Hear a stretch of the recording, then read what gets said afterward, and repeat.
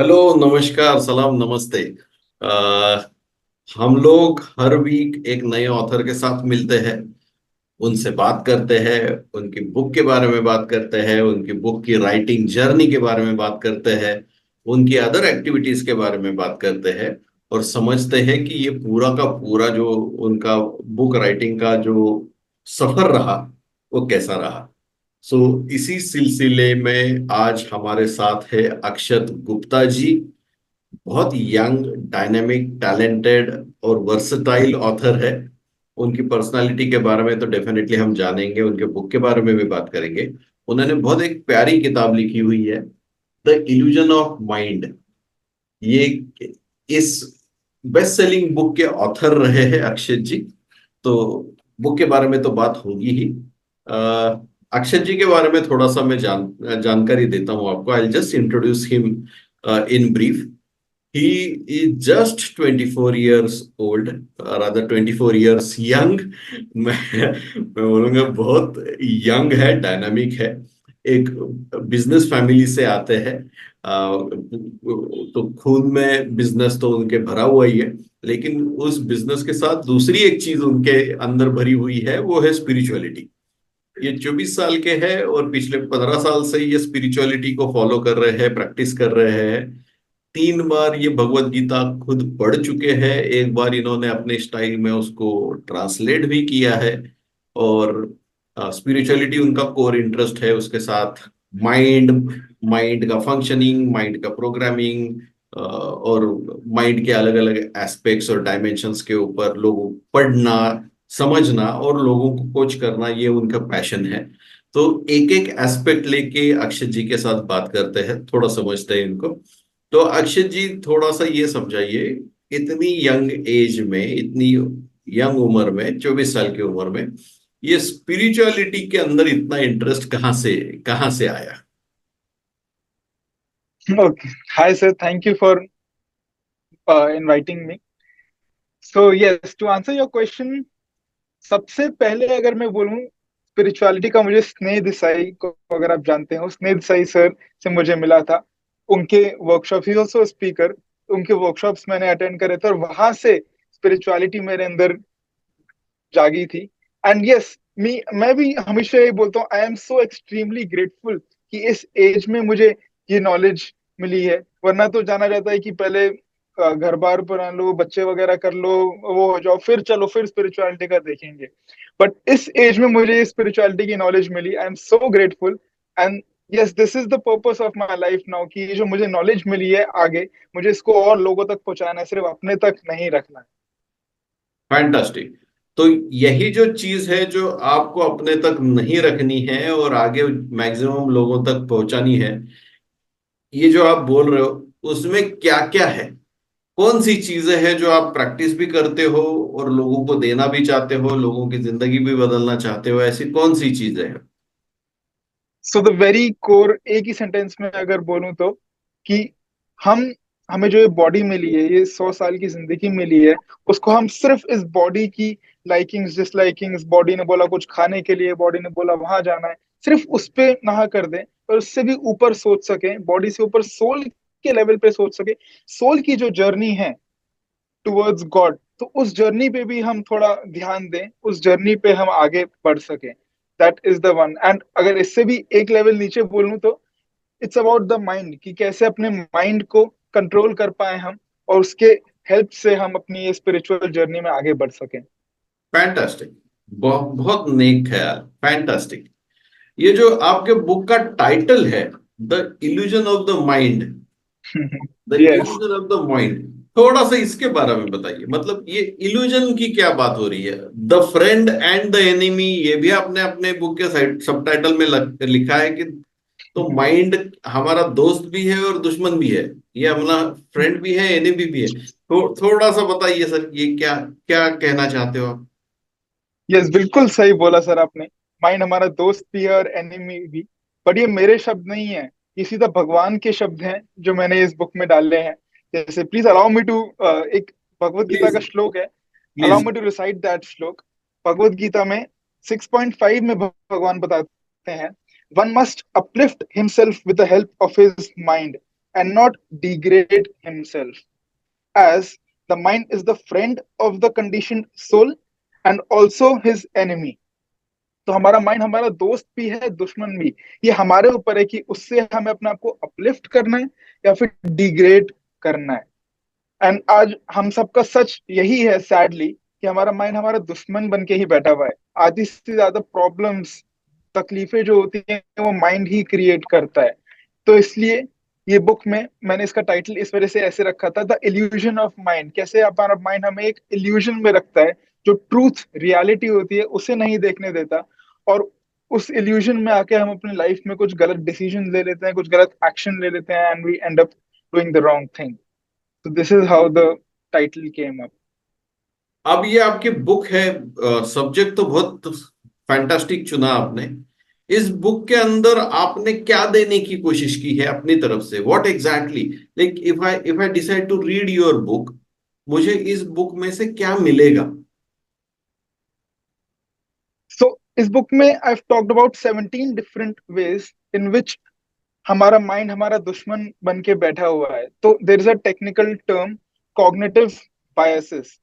तो cognitive word का मतलब all the duties of the mind, mind के क्या क्या काम होते हैं। कुछ अगर हुआ तो उसको इवेल्युएट करना, ये सही हुआ गलत हुआ, कोई डिसीजन लेना, कोई एक्शन लेना, ये सारे माइंड के काम होते हैं। And cognitive bias, the second word bias means कि हम उसमें न्यूट्रल नहीं हो पाते। वही हम इल्यूजन में रह के कभी कोई गलत डिसीजन ले लेते हैं जो कि सही नहीं था हमारे साथ।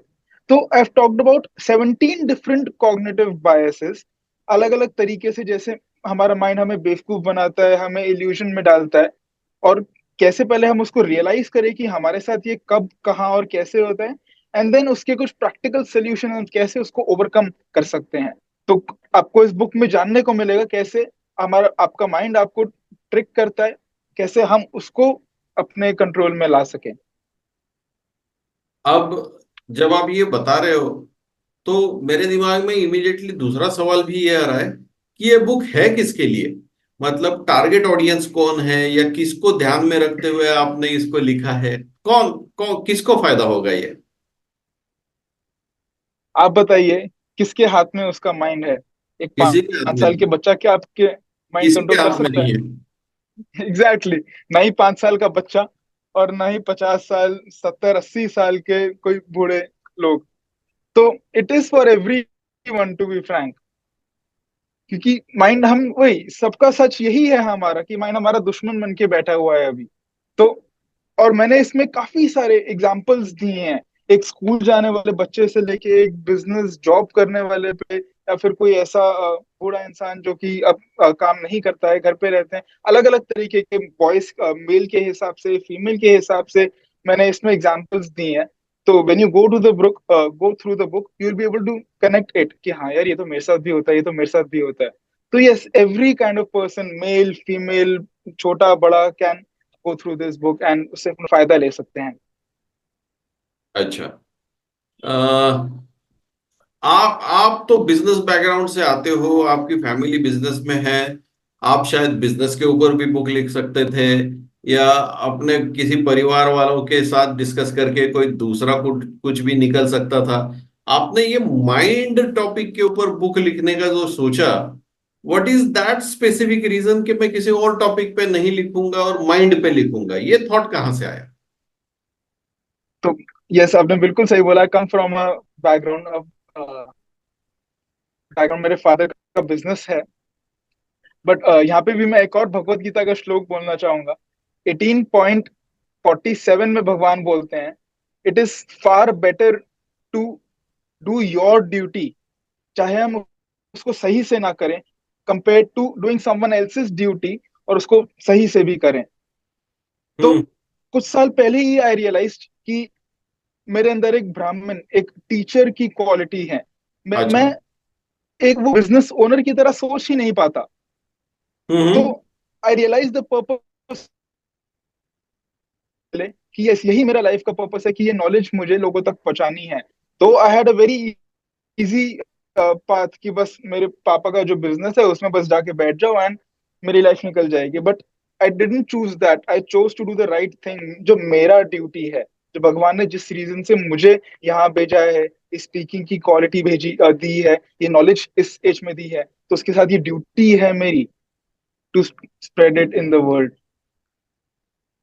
तो इसके लिए आपने ये टॉपिक चुना बुक लिखने के लिए? यस। ओके। जब से आपने लिखना स्टार्ट किया और जब आपका लिखना कंप्लीट हुआ, अंदाजे से कितने दिनों की जर्नी थी ये?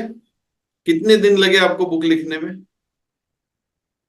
Okay, so I will tell you. तो मैंने कुछ इस साल के 2024 के फरवरी जनवरी फरवरी में कुछ स्टार्ट करा था, I don't know exactly. And उसके बाद मैंने कुछ 30% 40% लिख दिया था। और उसके बाद वो थोड़ा धीरे धीरे कम होते गया और बीच में एक तरह से बोलो तो रुक ही गया। बट उसके बाद मैंने वर्कशॉप अटेंड करी थी जब, उसके बाद मुझे दोबारा मोटिवेशन मिली, सर का सपोर्ट मिला। और उसके बाद तो फिर बिल्कुल, क्योंकि लेस देन अ मंथ अच्छा। वो बाकी का पूरा हो गया। 70% जो बचा था, मतलब पहले का 30% मैंने करा 2 मंथ्स में, मोर देन 2 मंथ्स में। और लास्ट का 70% मैंने लेस देन अ मंथ में कंप्लीट कर दिया, जस्ट बिकॉज आप सबकी इतनी सपोर्ट रहा उसकी वजह से। वाह, वाह। तो जब आपने पूरा लिख के कंप्लीट किया, जब मैन्युस्क्रिप्ट रेडी थी, वहां से लेके आपकी बुक पब्लिश हो गई इवेंचुअली, उसको लोगों ने बहुत अच्छा प्यार दिया और बेस्ट सेलर भी हो गई, ये पूरी जर्नी कैसी रही? पब्लिशिंग की जर्नी कैसी रही? तो बस मुझे इतना अच्छा लगता था जब मुझे सामने से किसी का फीडबैक मिलता था, ऑनलाइन हो ऑफलाइन हो, कोई मेरे नोन हो कोई अननोन हो, कि हाँ यार इतने इसमें तो ये तो मेरे साथ भी होता है, ये तो मेरे साथ भी होता है। People were able to realise it कि यस, उनके साथ भी ऐसा होता है, उनके साथ भी उनका माइंड उनको ऐसे ट्रिक करता है, बेवकूफ बनाता है। एंड तो that was my actual gain, कि लोगों को उससे कुछ फायदा मिल रहा है। And I was extremely happy for that. Hmm. अब जब आपकी बुक रेडी हो चुकी थी, पब्लिशिंग के लिए रेडी हो चुकी थी, उस स्टेज तक या आपकी राइटिंग की जर्नी जब चल रही थी, तो राइटिंग की जर्नी में did you face any hurdles, obstacles, कुछ ब्रेक्स, ऐसा कुछ आपको लगा कि नहीं थोड़ी डिफिकल्टीज आ रही है, ऐसा कुछ था? Yes, very much. तो ये बुक के लिए पहले मुझे पूरा 1 1.5 साल, 1 1.5 महीना सॉरी, इसमें रिसर्च करनी पड़ी थी ऑनलाइन। अलग अलग रीड करा था मैंने, लोगों के जिन्होंने डाला है, कुछ वर्कशॉप्स अटेंड करी थी, कुछ वीडियोस, काफी सारी वीडियोस देखी थी। तो काफी सारा टाइम लगा था उसमें उसमें रिसर्च करने में। और वो इतना ज्यादा था कि एज अ सेड कि एक पॉइंट के बाद तो मैंने वो गिव अप ही कर दिया था, बिल्कुल ना के बराबर ही हो रहा था, उसमें कुछ ग्रोथ हो ही नहीं रही थी। And then came the workshop. उसके बाद फिर मुझे और सपोर्ट मिला, और उसके बाद फिर वो पूरी हो पाई। अगर वो शायद, आई डोंट थिंक सो, अगर वो वर्कशॉप नहीं आती बीच में, तो I would have ever able to complete this. तो मैं वही पूछना चाहता था कि अगर दिक्कतें आई, डिफिकल्टीज आई, हर्डल्स आई, तो आपने ऐसा क्या किया कि आपकी लाइफ इजी हो गई, आपका ये प्रोजेक्ट इजी या फास्टर तरीके से निकल आया? क्या क्या स्टेप्स लिए आपने? तो एक तो था पहले कि मैं ये अकेले करने की कोशिश कर रहा था, अकेले ही, not involving any one, my friend और माई फैमिली में से किसी को नहीं, ना ही मेरे कोई गुरु कोई टीचर को। तो इसलिए बहुत ज्यादा ओवर वो लोड हो रहा था मेरी मेरे माइंड में। बट उसके बाद जब पूरी टीम बनाई गई, मैंने मेरे एक टीचर आए, उनसे भी बात करी। अब और बाकी टीम थी तो उनसे भी, मेरे थोड़े दोस्त वगैरह थे उनसे भी मैं थोड़ा बहुत शेयर करता था। तो that help me a lot. And उसके अलावा भी, इससे पहले जब on my own when I started writing the book, तो ऐसा कुछ मेरा कोई गोल नहीं था कि हाँ इस दिन पे मुझे ये पूरी करनी है, ये करना है। But after attending the workshop, sir ने बताया कि एक टाइम लिमिट रखो, कि इस 30 डेज में ही पूरा करना है, फिर इस 60 डेज में ही पूरा करना है। Then I put a time. And हर दिन मैं सुबह मेडिटेट करता था, वो डेट आगे लिखी रहती थी, तो I used to meditate that कि इस दिन तक मेरी बुक डिले हो गई। तो that help me a lot, I am sure. तो वो गोल होना जरूरी है, आंखें बंद करके आगे नहीं चलना है। वी शुड नो कौन सी पाथ में हम जा रहे हैं। Great, great, great. तो other than book writing, other than your core business, Akshat ji क्या करना पसंद है आपको? क्या करते हो? क्या हॉबीज है आपकी? Hobbies sir. आप ये क्वेश्चन मेरे दोस्तों, मेरे आसपास के 5-7 दोस्तों से भी पूछोगे ना, वो यही बोलते हैं, ये तो हमेशा काम की ही बातें करता है, सीरियस ही बातें करता है, कुछ भी होता है ये अपना वो देने लग जाता है, झाड़ने लग जाता है, ज्ञान झाड़ने लग जाता है। तो इसके अलावा yes, as I told you, the purpose of my life की नॉलेज मुझे लोगों के साथ शेयर करनी है। तो अभी इफ आई टेल यू, मैं उसी पे वर्क भी कर रहा हूँ। जो नॉलेज मैंने एक बुक के फॉर्म में लोगों तक पहुंचाई है, उसी फॉर्म को मैं एक प्री रिकॉर्डेड वर्कशॉप के फॉर्म में पहुंचाना चाहता हूँ लोगों तक, एंड वर्किंग ऑन दैट। तो आप जो माइंड के ऊपर वर्कशॉप लेते हैं या आप जो प्रोग्राम्स लेते हो, थोड़ा सा उसके बारे में बताइए कि आप उसके अंदर क्या क्या कवर करते हो, किसको टारगेट ऑडियंस, किसको टारगेट करके आपने उस प्रोग्राम को डिजाइन किया है, और किसको क्या टाइप के फायदा मिलेगा अगर वो ये वर्कशॉप अटेंड करेगा आपका। तो थोड़ा सा आपके प्रोग्राम्स के बारे में बताइए। So yes, the topic that I talk about is the mind. My niche is कि अपने माइंड को, वही कि अपना दोस्त कैसे बनाया अपने दुश्मन से। तो एंड लाइफ में लोगों को, डेली लाइफ में बहुत सारी प्रॉब्लम्स आती हैं। It could be any, it could be हमारी हेल्थ से रिलेटेड कोई प्रॉब्लम है, कोई रिलेशनशिप प्रॉब्लम है, हमारी माइंड क्लैरिटी नहीं हो रही, या फिर इट कुड बी कि वही कुछ ओवर थिंकिंग हो रही है, हम गलत गंदे और बैड थॉट्स आ रहे हैं। तो माइंड से रिलेटेड जो भी है उससे मैं लोगों से मिलता हूँ, उनके लाइफ में जो प्रॉब्लम होती है, तो उसके बारे में मैं उनको अवेयर कराने की कोशिश करता हूँ पहले। And I try my best कि जो उसका सोल्यूशन है वो मेरी तरफ से ना आए, बट वो खुद उस सोल्यूशन को रियलाइज कर पाए, क्योंकि आंसर हम सबके अंदर ही है, हम बस उसको मे बी रियलाइज नहीं कर पाते, देख नहीं पाते। तो वही उस जब वही उस आंसर को रियलाइज करते हैं खुद से, तो उस पर वो अच्छे से वर्क भी कर पाते हैं, उसको इम्प्लीमेंट भी कर पाते हैं अपनी लाइफ में। So yes, this is what कि जब जहां जहां भी हमारा माइंड हमारा दुश्मन बन जाता है, हमें हमें ट्रिक करता है, एज आई सेड कि कुछ काम से रिलेटेड हो, वर्क से रिलेटेड कोई वर्क, रिलेशनशिप्स में हो, एंड माइंड क्लैरिटी हो, तो इन सब में I talk to people and उनकी हेल्प करने की मैं कोशिश करता हूँ।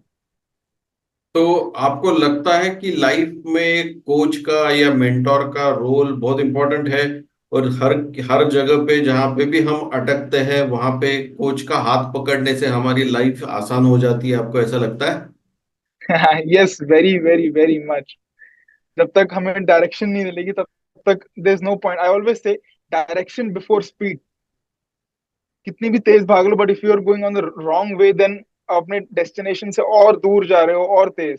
तो वो डायरेक्शन पहले क्लियर करना बहुत जरूरी है, और वो डायरेक्शन हमें अपना गुरु ही, अपने टीचर ही दे पाते हैं। जैसे if I talk about my self, आज भी मैं अपने टीचर को, इतने सारे मेरे गुरु हैं जिनसे मैंने सीखा है स्पिरिचुअलिटी के बारे में, माइंड के बारे में। तो आज भी मुझे कोई क्वेश्चन आता है, कोई प्रॉब्लम आती है, मैं कहीं अटकता हूँ, तो मैं उनके पास हेल्प के लिए जाता हूँ, and they are able to help me, and उसके बाद मैं आगे कंटिन्यू कर पाता हूँ। तो इट्स नॉट जस्ट कि बस बचपन में स्कूल कर लिया, कॉलेज कर लिया, फिर सीखना खत्म, या फिर टीचर अपने लाइफ में कोई टीचर होना खत्म। No, till the end of your life, even if you are 70-80 years old, तब भी there is very it's very important कि कोई टीचर हो हमारा, कोई गुरु हो जो हमें गाइड कर सके। अच्छा। अब ये बुक तो आपने लिख दी, illusion of mind, the friend and the enemy. अभी किसी नए प्रोजेक्ट के ऊपर काम हो रहा है, कुछ नया लिख रहे हो सर? यस सर, मेरे पास एक आइडिया तो है, उस पर मैंने वर्क करना बस शुरू करा है।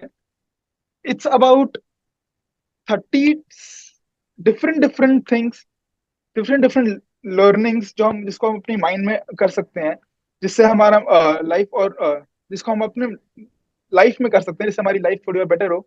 वो इन सब चीजों से related could be decision making, या फिर कोई रिलेशनशिप प्रॉब्लम आ रहा है, या फिर कोई किसी को जज करना, या फिर ऐसे करना, कोई रिलेशनशिप से ही हो गया, या फिर आगे की क्लैरिटी नहीं मिल रही, हम रियलाइज नहीं कर पा रहे अपना पर्पस ऑफ आवर लाइफ। तो इन सब से रिगार्डेड 30 सिंगल सिंगल अलग अलग ऐसी लर्निंग्स हैं जिसपे मैं अपनी नेक्स्ट बुक पे काम कर रहा हूँ। अच्छा। तो लिखना, काम करना, लिखना चालू कर दिया ऑलरेडी या अभी इंफॉर्मेशन गैदर हो रही है? अभी इंफॉर्मेशन गैदर, रिसर्च चल रहा है उस पे। अच्छा अच्छा, फैंटास्टिक। तो अगर आपकी बुक पढ़ के कोई इंस्पायर होता है, उसको लगता है कि नहीं मुझे भी किताब लिखनी है, मुझे भी बुक पब्लिश करनी है, ऐसा कोई है और आपके पास आता है, Akshat ji please guide me, please tell me how to write a book and give me some guidance, ऐसा कोई आपके पास आता है, तो आप आपके सजेशंस या आपका गाइडेंस या आपके वैल्यूएबल इनपुट्स क्या होते हैं उस सिचुएशन में? इसका तो सर ऑब्वियस क्वेश्चन है। सबसे पहले तो मैं उनको विंग्स पब्लिकेशन पे भेजूंगा कि मतलब मेरे साथ भी ऐसा ही था। Before attending the workshop wings publication की, मेरे दिमाग में भी था कि कितना मुश्किल है यार बुक लिखना, ये तो सिर्फ बड़े बड़े लोग करते हैं, मैं कौन होता, मैं कैसे लिख सकता हूँ बुक इतनी 24 की एज में, 23 की एज में। But after attending the workshop वो पूरा माइंडसेट ही सर ने चेंज कर दिया कि कुछ मुश्किल नहीं है बुक लिखने में, any one can do it with in a month. तो सबसे पहले तो यस, विंग्स पब्लिकेशन का मैं उनको सजेशन दूंगा कि must attend the workshop. And खुद से भी अगर मैं थोड़ा बहुत उनको हेल्प कर पाऊंगा इज दैट कि यस, इफ यू फील कि आपके पास कुछ ऐसा नॉलेज है कि जो लोगों को चाहिए, you want to help someone book के फॉर्म में, then definitely you should write a book. Because मतलब अगेन, अगर आपने कुछ नॉलेज ली और सिर्फ उसको अपने तक रखा, सो दैट्स वेरी सेल्फिश। आपकी ड्यूटी बनती है कि आप वो नॉलेज लोगों तक पहुंचाएं, स्पेशली कि देख के कि अभी कितनी जरूरत है दुनिया को इस नॉलेज की। तो यस, इट्स वेरी इंपॉर्टेंट कि हम वो नॉलेज सिर्फ अपने तक नहीं रखें बल्कि लोगों तक पहुंचाएं, उसे शेयर करें एक बुक के फॉर्म में। बढ़िया। जब आपने बुक लिखी और पब्लिश करने के बारे में बात की, how was your families reaction, specially when your book became best seller? आपके फ्रेंड्स, आपके लव्ड वंस, आपकी फैमिली, क्या रिएक्शंस थी उन सब की? मेरे एक चाचा है जो अब मुझे वो अक्षत के नाम से नहीं बुलाते, मुझे ए ऑथर करके बुलाते हैं। एंड ही इज लाइक कि हमारी पूरी फैमिली में, लाइक जो ही 40-50 लोगों की पूरी बड़ी वाली फैमिली है, उसमें तू पहला और आखिरी इंसान है जो कोई बुक लिख रहा है, वरना आज तक ऐसा हमारी लाइफ, हमारी पूरी फैमिली में कभी नहीं नहीं, हुआ। पहला तो ठीक है, आखिरी क्यों भाई? बोलो चाचा जी आप भी लिखो। एग्जैक्टली, मैं ये बोलता हूँ कि कोई मुश्किल नहीं है, बस वो हमारे मन में वो इमेज बनी हुई है। तो yes, all my family and my friends, मतलब ऑनेस्टली बताऊंगा कि उनके माइंड में मेरा जो इमेज था वो थोड़ा काफी चेंज हो गया है कि ओ इसने तो बुक लिखी, ये तो बहुत जानता होगा, ये तो इसको तो ये तो बहुत ज्ञानी होगा, ये होगा। बल्कि इतना तो कुछ नहीं है। Yes, I have read about these topics, I have, मैंने इस पे रिसर्च करी है। बट इट्स नॉट कि सिर्फ ज्ञानी, सिर्फ वो वाले लोग ही बुक लिख सकते हैं। Any and every one can do it. Correct, very true. तो गोइंग अहेड, जो अपकमिंग ऑथर्स है, जो सोच रहे हैं बुक लिखने के बारे में, उनके लिए क्या टिप्स या क्या सजेशंस होंगे आपके? Excuse me. So yes, I really feel कि अगर हम कोई बुक लिख रहे हैं तो ये एक सेल्फलेस माइंडसेट से, सेल्फिश वे में करना चाहिए। नॉट कि इससे मुझे फायदा होगा या फिर मुझे मनी की कॉन्टेक्स्ट में मुझे कुछ फायदा होगा या फिर मेरा नाम होगा, मेरा, मैं फेमस होऊंगा, नॉट दैट। बट लोगों को सर्व करना, किसी को कुछ सिखाना, कुछ बताना, कुछ नया कुछ नॉलेज देना is a process of serving them. तो ये सर्विंग का माइंडसेट जरूर होना चाहिए कि सामने वाले का कुछ फायदा, उसका कोई प्रॉब्लम सॉल्व हो, उसकी लाइफ में कुछ बेटर हो। तो this is very important. Selfless होके तभी आप वो बुक कंप्लीट कर पाएंगे और उससे अपना बेस्ट परफॉर्म कर पाएंगे। जो आई एम नॉट सेइंग उससे फायदा नहीं होगा या फिर you not earn with that, वो तो होना ही है, but that's a outcome. That's that should not be the purpose of you writing a book. The purpose should be कि लोगों को मुझे सपोर्ट करना है, जो नॉलेज मुझे मुझे लोगों तक पहुंचानी है, लोगों के लाइफ में जो भी प्रॉब्लम है उससे मुझे बेटर करना है, सॉल्व करना है। ये पूरी राइटिंग के जर्नी के दौरान आपको ऐसा कभी लगा कि मतलब when you were doing some homework, when you were doing some research and when you were writing, ऐसा कभी कुछ लगा कि अरे ये वाओ, ये तो मुझे पहले पता ही नहीं था? या कुछ नई रिविलेशन हुई, या नया कुछ आहा मोमेंट आया, या ऐसा कुछ जिसने आपकी सोच को, आपकी पर्सनालिटी को मेजर कुछ बदलाव दिया, ऐसा कुछ मोमेंट आया आपके पूरे इस जर्नी में? एक कोई पूछ रहे हो सर, ये तो हर दूसरे दिन आता था व्हेन आई अच्छा। Would research. जब मैं रिसर्च करता था तो ऑब्वियसली काफी कुछ नया भी जानने को मिलता था। बेसिक वो तो मुझे पता ही था, भगवत गीता का जो श्लोक मैंने आपसे शेयर करा अभी। बट वो हमारा दुश्मन तो है, बट किस तरह से वो हमारा दुश्मन, कैसे वो हम हमें गलत जगह लेके जाता है, वो हमें जानने को मिला। एंड आज भी बुक हो गया, सब हो गया, पब्लिश हो गई, ये हो गया। आज भी जब मैं नॉवल अपने कोई दोस्तों वगैरह, ऑफिस में, घर पे होता हूँ, कुछ ऐसा सामने होता है ना, अरे ये तो ये वाला बायस है, ये तो ये वाला कॉग्निटिव बायस है, मैं वो मेरे बिल्कुल अंदर बैठ चुका है वो बिल्कुल सारी नॉलेज। तो yes, a lot of it was very new to me. वो टेक्निकल चीज है, उसको कहीं ना कहीं मैंने अपने लाइफ में एक्सपीरियंस तो करा था, देखा तो था, बट उसके पीछे का मैं टेक्निकल वो नहीं जानता था। तो उसमें रिसर्च में मुझे वो भी जानने को मिला। एंड यस, अपनी लाइफ में भी मैंने उसको काफी इम्प्लीमेंट करने की कोशिश करी, उसको यस इम्प्लीमेंट करने की कोशिश करी। वाह वाह वाह। So here we come towards the end of the session, तो इसको बस एक लास्ट क्वेश्चन से मैं इसको एंड करना चाहूंगा। तो here comes my last question to you, Akshay ji. ये माइंड, और इसके ऊपर आपने किताब तो लिख दी, लेकिन ये शायद वो लोग जो ये किताब नहीं पढ़ रहे हैं, या वो लोग जो शायद आपका प्रोग्राम नहीं अटेंड कर रहे हैं, उसको थोड़ा सा कुछ सिंपलीफाई करके ऑडियंस को दीजिए, ताकि अगर उन्होंने किताब पढ़ी या नहीं पढ़ी, वैसे तो पढ़नी चाहिए क्योंकि बहुत ब्यूटीफुली रिटन किताब है और बहुत अच्छा नॉलेज इन्होंने देने की कोशिश की है, the illusion of the mind. और ये किताब अमेजोन के ऊपर भी अवेलेबल है, अगर कोई इसको परचेस करना चाहता है तो लिंक डिस्क्रिप्शन बॉक्स में अवेलेबल करा दूंगा मैं। You just have to click on that link, buy this book. Amazon के थ्रू ये बुक आपको डोर स्टेप तक होम डिलीवर हो जाएगी। तो हर किसी ने ये बुक को तो पढ़ना ही चाहिए, स्ट्रांगली स्ट्रांगली रिकमेंडेड है। लेकिन बाय चांस अगर किसी को मौका नहीं मिला बुक पढ़ने का, और आपका प्रोग्राम भी नहीं कर पा रहा है, तो माइंड के ऊपर कुछ टिप्स दीजिए जो क्विक टिप्स हो और सबको फायदा हो।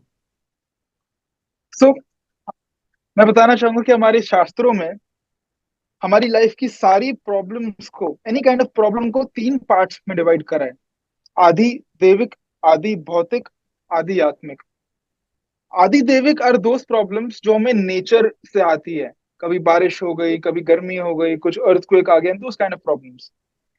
आदि भौतिक आर प्रॉब्लम्स जो हमें दूसरे लिविंग बीइंग्स से आती हैं। उसमें कोई रिलेशनशिप प्रॉब्लम्स हो गई, उसमें एनिमल्स भी इंक्लूडेड होते हैं, किसी कुत्ते ने काट लिया, any kind of those things. And lastly आध्यात्मिक तकलीफें और दोज तकलीफें जो हमें खुद की बॉडी एंड स्पेशली खुद की माइंड से आते हैं।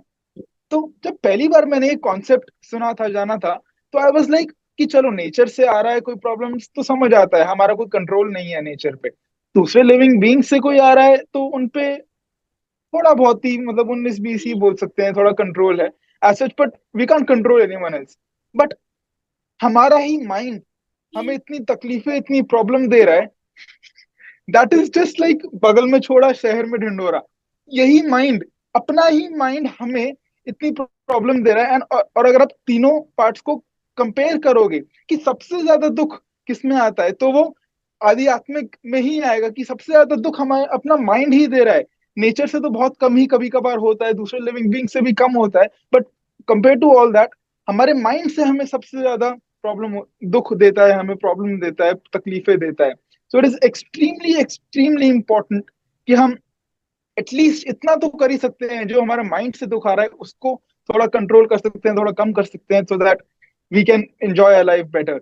तो इसलिए इट इज वेरी इंपॉर्टेंट कि हम अपने माइंड को जाने, समझे, हाउ डज इट वर्क, वो कैसे करता है, कैसे कोई डिसीजन, कोई एक्शन लेता है, and then try to control it, उसको अपना दोस्त बनाने की कोशिश करें। It is extremely important in today's time. Wow, that was great. Some quick tips. लेकिन coming right from the author of illusion of mind and right from a very talented dynamic person like Akshat Gupta. So Akshat ji, thank you very much. आपने अपने busy schedule में से समय निकाला, हमारे साथ जुड़े, हमसे बातें की, पूरे दिल से आपने शेयरिंग करी. बहुत मजा आया आपके साथ बात करके, और मुझे भी कुछ नई सी चीजें सीखने को मिली आपके पास से. So thank you very much. मैं बहुत बहुत धन्यवाद देता हूँ आपको. हमारी शुभकामनाएं आपके ऑल फ्यूचर प्रोजेक्ट्स के लिए हमेशा आपके साथ रहेगी. और ऐसे ही लोगों को इंस्पायर करते रहिए, मोटिवेट करते रहिए, लोगों की जिंदगी में पॉजिटिव चेंज लाते रहिए. मैं भी आपको थैंक यू करना चाहूंगा सर, आपने मुझे मौका दिया। And not just you but पूरे विंग्स पब्लिकेशन को, उन्होंने पूरे जर्नी में मुझे जितना हेल्प करा, जितना सपोर्ट करा, उनके बिना, आपकी पूरी टीम के बिना ये पॉसिबल नहीं हो पाता सर. मैं extremely grateful and thank you for that. Thank you Akshay ji. तो इसी के साथ हम ये इंटरव्यू आज खत्म करते हैं. वैसे बुक को परचेस करने के लिंक मैं डिस्क्रिप्शन में डाल ही दूंगा. और बहुत जल्दी मिलते हैं ऐसे ही एक नए टैलेंटेड डायनामिक ऑथर के साथ बात करने के लिए, एक नई किताब के बारे में सुनने के लिए. आज के लिए बस हमें इजाजत दीजिए और मजा लीजिए इस पॉडकास्ट का, इस इंटरव्यू का. Thank you. Thank you Akshat ji. Thank you everyone. God bless you. Thank you.